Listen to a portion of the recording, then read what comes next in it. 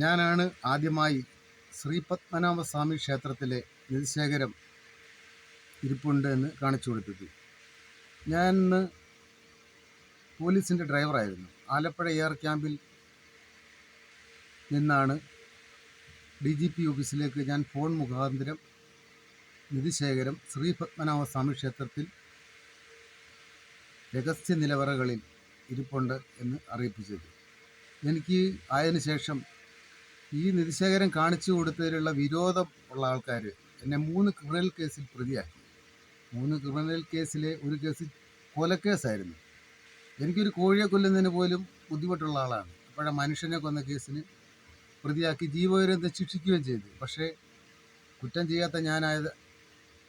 ഞാൻ കുറ്റം ചെയ്യാത്തതുകൊണ്ട് ഇപ്പോൾ ഞാൻ പുറത്ത് വസിക്കുന്നത്, ഒരു സിമൻറ്റ് ലോറി ഓടിച്ച് ജീവിക്കുന്നത്. ഡിപ്പാർട്ട്മെൻറ്റിൽ നിന്ന് തന്നെ പുറത്താക്കിയെന്ന് പറഞ്ഞാൽ DGP ഓഫീസ് ഇതിനെ സഹായിച്ചില്ല. പോലീസ് ഡിപ്പാർട്ട്മെൻറ്റ് ഒരു സഹായം ചെയ്തില്ല. ഈ മൂന്ന് ക്രിമിനൽ കേസിൽ പ്രതിയാക്കുകയും എൻ്റെ കുടുംബം തകർക്കുകയും ചെയ്തു. കുട്ടികൾക്ക് വിദ്യാഭ്യാസം നടത്താൻ പോലും കഴിവില്ല. എന്തെന്നാൽ മൂത്ത കുട്ടി +2 പാസ്സായിട്ട് തുടർന്ന് പഠിക്കാൻ ഒരു സഹായവും ആരും ചെയ്യുന്നില്ല. എൻ്റെയിലാണ് സാമ്പത്തികവും ഇല്ല.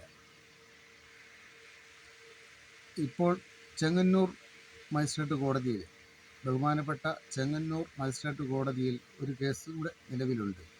അപ്പോൾ ഈ കേസുകളിൽ നിരപരാധിത്വം തെളിയിക്കുന്നതിനായി ഞാൻ ഫോൺ സന്ദേശം കൊടുത്തത് DGP ഓഫീസിലേക്ക് ആയതിൻ്റെ GD എഴുതിയിട്ടുണ്ടാവും. ആ GDയുടെ കോപ്പിയും അന്ന് ഫോൺ അറ്റൻഡ് ചെയ്ത ഉദ്യോഗസ്ഥനും തെളിവാണ്.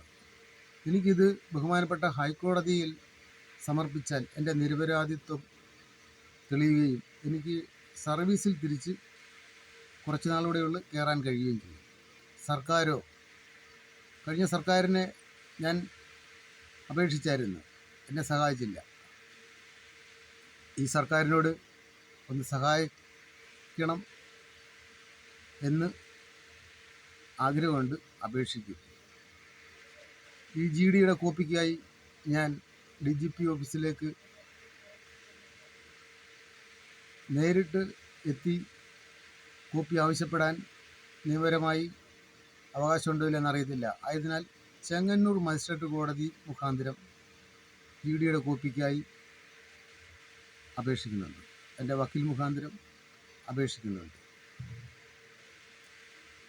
രാജ്യത്തെ ഏറ്റവും വലിയ നിധിശേഖരം കണ്ടെത്തിയ ഒരാളിന് ഒരു പരിഗണനയും കൊടുക്കാതെ സർക്കാർ ഡിപ്പാർട്ട്മെൻറ്റും ഇടപെടുന്നത് ശരിയായ കാര്യമല്ല. ഞാനൊരു സിമൻറ്റ് ലോറി ഓടിച്ചാണ് ഇപ്പോൾ ജീവിക്കുന്നത്.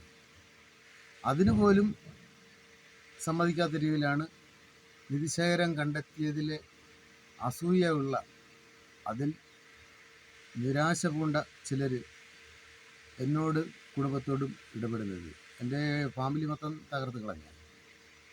ഭാര്യ പോലും ഡൈവേഴ്സായിപ്പോയ, കുട്ടികൾക്ക് വൃദ്ധരായ മാതാപിതാക്കളാണ് ആഹാരം ഉണ്ടാക്കി കൊടുക്കുന്നത്. അവർക്ക് പ്രായം കൂടുതലായതിനാൽ കുട്ടികൾ സ്വന്തമായാണ് ആഹാരം പാകം ചെയ്ത് കഴിക്കുന്നത് പോലും. ഞാൻ വല്ലപ്പോഴുമാണ് വീട്ടിൽ എത്തുന്നത്. എൻ്റെ അവസ്ഥ ഇതാണ്. രാജ്യത്ത് ഏറ്റവും നല്ല ഭരണാധികാരികൾ ഉണ്ടെങ്കിൽ മാത്രമേ ഇങ്ങനെയുള്ള ആൾക്കാർക്ക് എന്തെങ്കിലും വലിയ നിധിശേഖരമോ മറ്റോ കാണിച്ചു കൊടുത്താൽ എന്തെങ്കിലും ഒരു സഹായം ചെയ്യേണ്ട സർക്കാരുകളാണ്, ഡിപ്പാർട്ട്മെൻറ്റുകളാണ്. ഇത് കണ്ടില്ല എന്ന് നടിക്കുന്നത് ശരിയാണ്. സുഭാഷ് മാന്നാർ.